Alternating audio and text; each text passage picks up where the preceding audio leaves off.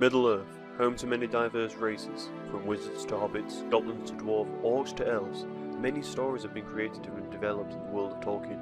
To delve into the world, you can start here with DagoraC TV.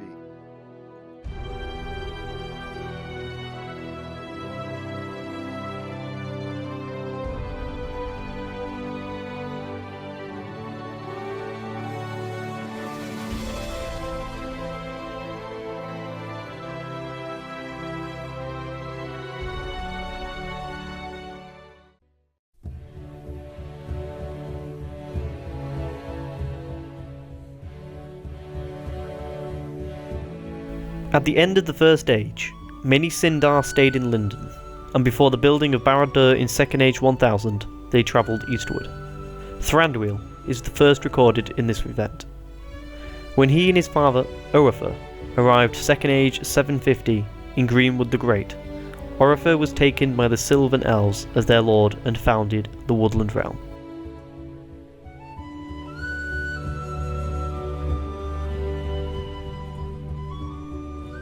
In Second Age 3434, Thranduil followed his father, and some 30,000 lightly armed elves in the War of the Last Alliance.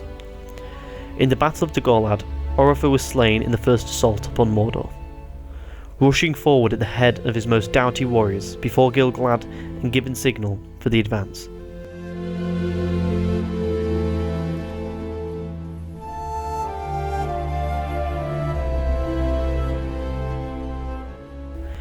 Thranduil survived, but over the course of the war, 2/3 of its people had perished. After the siege of Barad-dûr in Second Age 3441, when Sauron was defeated, Thranduil led the remainder of his people north back to the Woodland Realm, where he was crowned king.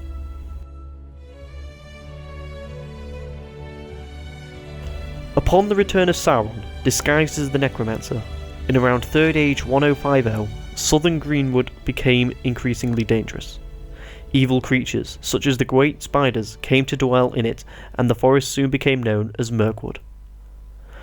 Thranduil's folk retreated to the north of the forest, where they established themselves near the Forest River, building and fortifying the Elven King's halls.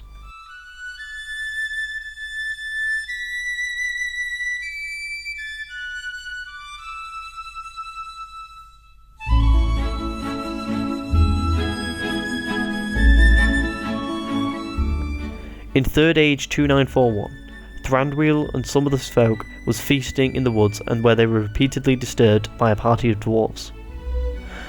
After the third disturbance, the elves captured Thorin, who was refused to reveal to Thranduil the reason for their journey through Mirkwood. Following their battle with spiders, the rest of their company was also captured by the elves. Following their repeated failure to explain their presence in Mirkwood, Thranduil placed all dwarves under lock and key. They escaped, however, with the aid of the hobbit, Bilbo Baggins. Baggins had evaded capture by Thranduil's people using the use of his magic ring.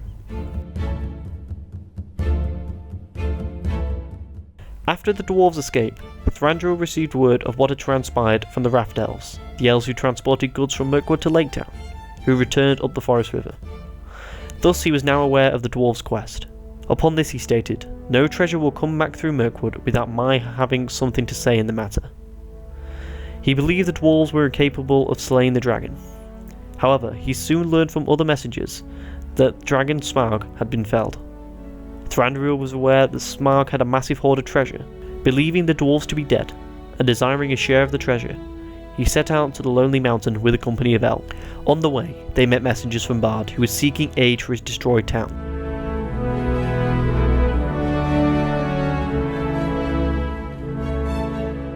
Thranduil gave aid to these men, as those of Laketown had been friends with the Wood Elves, and left elven craftsmen to aid in the labour of building huts to fortify them against the coming winter. Together, Thranduil and Bard led their forces towards the Lonely Mountain, and were surprised when they found out that the dwarves not only survived Smaug's attacks, but had taken possession of the mountain and its treasures. The king under the mountain had returned. As Thorin refused to give away any part of the treasure for Dale and Laketown under armed threat, Thranduil and Bard besieged the mountain. After a few days, a dwarvish host led by Dane II Ironfoot, who had been summoned by raven messengers, approached to support Thorin. But 2 evenings before his arrival, Bilbo came before Thranduil and Bard, bringing the Arkenstone, a great jewel that Thorin valued above all, in order to make Thorin open to negotiations again. Thranduil was impressed by Bilbo and urged him to remain in order to avoid Thorin's wrath, but Bilbo returned to his friends. The next morning, Bard and Thranduil entered into negotiations with an angered Thorin, who agreed to pay 1/14 of the share of the treasure in exchange for the stone. Thranduil was reluctant to start a war over gold, but when the forces of Dain arrived the next day, before the trade had been made for the Arkenstone, the dwarves proceeded to attack. At that moment, the orcs of the Misty Mountains and Grey Mountains, under Bolg, were using the opportunity to march after the horde, and he was accomplished by a cloud of great bats.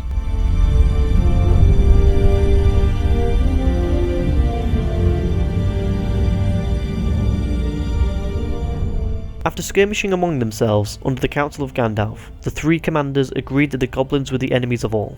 So the battle of 5 armies began. Upon one side were the goblins and the wild wolves, and the other were elves, men and dwarves. Thranduil's host was positioned on the southern side of the mountain, and they were first to charge. Many elves and allies were slain when things looked grim, when the eagles and Beorn arrived on the battlefield. They turned the tide and the battle was won. Thorin died soon after the battle. Thranduil laid Orcus on Thorin's tomb, where it was said to glow in warning when foes approached. The victors divided the treasure, with Bard giving Thranduil the Emeralds of Girion. When Bilbo and Gandalf bade farewell to Thranduil, Bilbo gave him the necklace in silver and pearls. Thranduil gave the hobbit the title Elfriend, and returned with the remainder of his host to his realm in Mirkwood. On the 21st of March, 3rd Age 3018, Aragorn and Gandalf delivered Gollum as a prisoner to Thranduil, but in June he later escaped. Thranduil sent his son Legolas to Rivendell to inform Elrond, and during the Council of Elrond, Legolas was selected as one of the 9 members of the Company of the Ring. Another member of the company was the dwarf Gimli, son of Gloin, of Thorin's company, who had previously been imprisoned by Thranduil. The unprecedented friendship between elf and dwarf helped to reconcile Thranduil's people and the dwarves.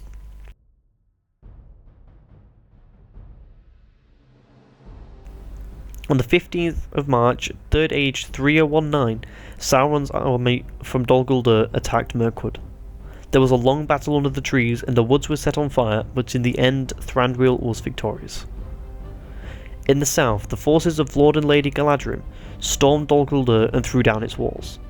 On the 6th of April, the Elven King met with Lord Celeborn in the midst of Mirkwood and renamed it Arin Lagasan, the Wood of Green Leaves, and renamed it Erin Lasgalan, the Wood of the Green Leaves. With the forest cleansed and Sauron's forces destroyed, the woodland realm was divided.